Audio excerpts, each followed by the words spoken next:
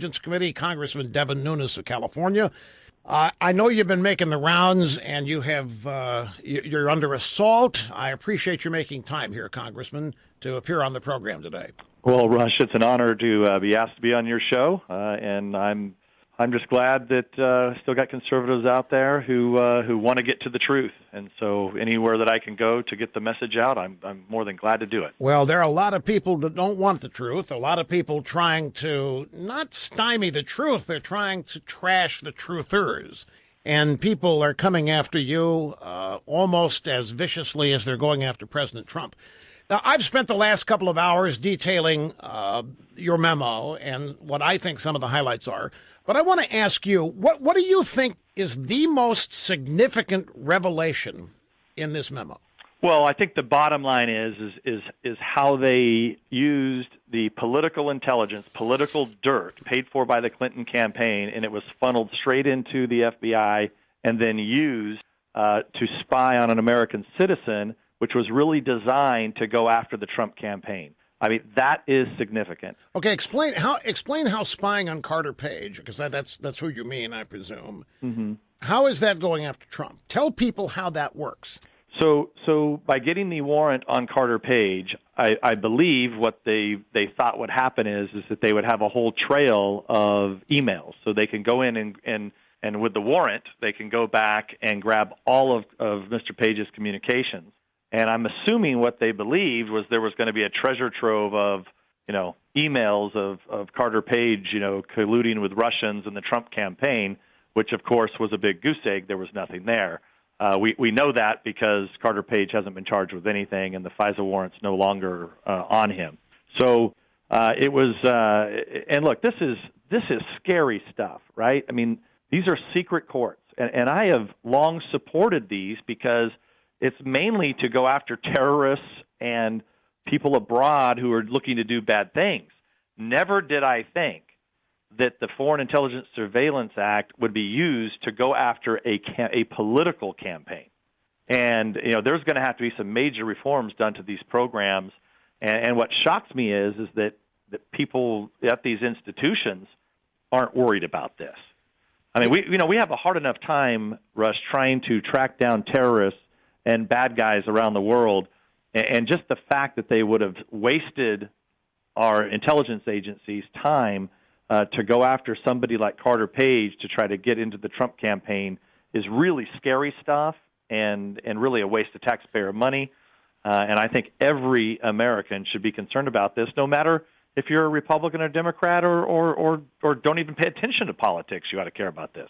Congressman Nunes, I mean, we're all laymen here compared to you, but it appears that Donald Trump does represent a greater threat to some of these people than some of the terrorists that you are referring to here. I mean, you're absolutely right. I think I sometimes doubt the real impact of this has hit even people who were supportive. Stop and think what really happened here. We have a political candidate who lost the election, commissions an opposition research document, the Steele dossier, which is then packaged and presented as legitimate intelligence gathered by respected intelligence agents the world over, and it features such shocking details as the Golden Shower story. We find out that Hillary Clinton's campaign, the DNC, paid for this $10 million. We find out that Steele did not even talk to these people in Russia in person on the phone. We then find out that the FBI uses this to get a warrant, as you say, to spy on Carter Page. They did not tell the court that this was a political document. This is the kind of things that movie scripts contain and are made of. But this is, it's hard to get my arms around comprehending the number of people that had to be in on this. Mm-hmm. And their motivation. Now, you may be nervous about going into motivation, but to me, that's everything. Why? What's the purpose here? Well, this gets to the bottom of what we're looking at when you look at Peter Strzok and some of his text messages. We still need to get to the bottom of what did the insurance policy mean. And a lot of people that now look, it's just pure speculation at this point. But it is very possible that the insurance policy was this counterintelligence investigation, and that would be really scary. But isn't it this counterintelligence? It's actually they're going after Trump criminally, are they not? Well, that's not what they're supposed to do, right? I mean, that's not what the counterintelligence investigation. If you've talked to Andy McCarthy, who writes for National Review, he said this numerous times, that a counterintelligence investigation is not criminal. Right, but this is. I mean, they're trying to get President Trump paralyzed, impeached, convicted, thrown out. Everybody knows. Congressman, there would be no investigation of Russian interference if Hillary had won the election. Nobody would even be talking about it. Nobody would be worried about it. It would not even be a thing. Well, I think that's true, but we were asked to look into Russian interference and to try to determine if there was any collusion between the Trump campaign. And the attacks on me started a year ago. So I would, I said, well, look, I've seen all of this intelligence. Yeah, we know the Russians are bad, and we know the Russians are up to no good.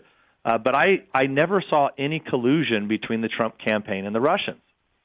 And so, I would say things like that, and I would just get attacked viciously by the left. Right. And then, you're well aware of how they planted crap on me and basically accused me of leaking information, which was totally false. They had no evidence. And what was supposed to be just take a few days to clarify, they stretched it to 9 months to try to keep me from running the Russia investigation.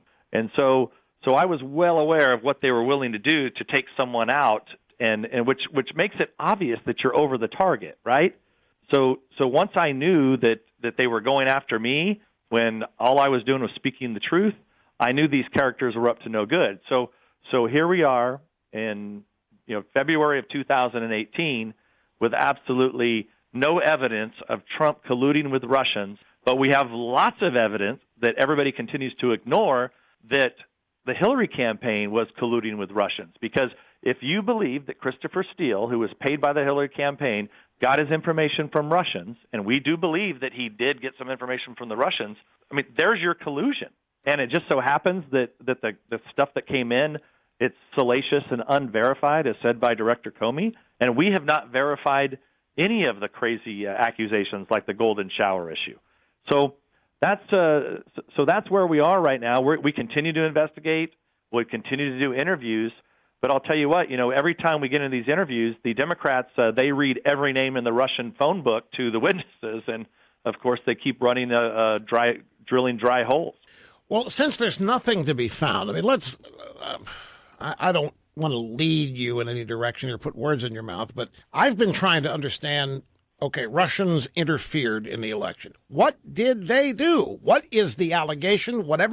Whoever wanted you to investigate this, what was the suspicion? What did they do that they would not have done if Hillary had won the election? Yeah, I mean, look, the Russians are notorious. There's no question that they always try to play games in elections, okay? But always. This is not the first always. year. Yeah, there's nothing new about that. But one of the things that we're looking at in the Russia investigation in the House of Representatives, that this never gets covered by the mainstream media, but we are actually looking into, did they collude with not just Trump, but did they collude with any other campaigns? So and that's what we've uncovered. The only thing we've uncovered so far in our investigation is the fact that Christopher Steele was paid by Hillary Clinton, who got information from Russians and funneled into the FBI. I mean, so our investigation is uncovering things, and we are finding collusion. It's just the mainstream media continues to ignore it, right? And they continue to attack me, the messenger, who's just trying to get to the bottom of what happened. People ask me if I think the FISA court was misled during the application for the warrant, because we know that the FBI did not tell the FISA court. Your memo clarifies they didn't tell the FISA court that this was a political document, that it was bought and paid for by Hillary Clinton. They presented it as legitimate intelligence. So what is the court's involvement? What can happen if that's in fact what did happen, that the FBI misrepresented their primary evidence in the warrant application and the court was essentially tricked or fooled? What is the remedy for that? So the easiest thing would be for the court could hold them in contempt. Now, typically a court never holds somebody in contempt, especially not DOJ and FBI, and this is part of the problem. So you can lose your law license. It's a major problem if you lie to the court. Another option that some of my colleagues have called on, it would be a special counsel to look into just what DOJ and FBI did, and then they could bring charges against some of these folks. And we need to know, where did the order come down from? Was this just a couple people, or did this come from above? We just don't know who made the decision, not to present all the facts to the court. And that's really it's the irony of the attacks. I mean, the relentless attacks on us are outstanding, right? So we were accused that we were going to destroy our nation's secrets, and that we're going to if we let the public know what really happened before the court, that this was going to do harm that would harm our national security. So we went to great lengths to reduce this down to just what the people needed to know, just the facts. Here's the facts. Here's the real abuse at the highest level that we see. Well, now we're being criticized for not giving all the information. Well, we did that on purpose to try to just give the pertinent information.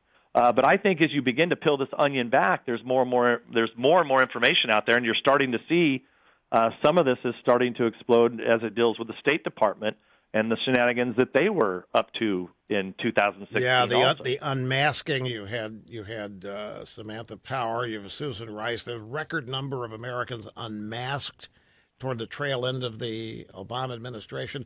I have to take a brief break here. We'll come back and continue. Congressman Devin Nunes of the House Intelligence Committee with us. Stay right where you are.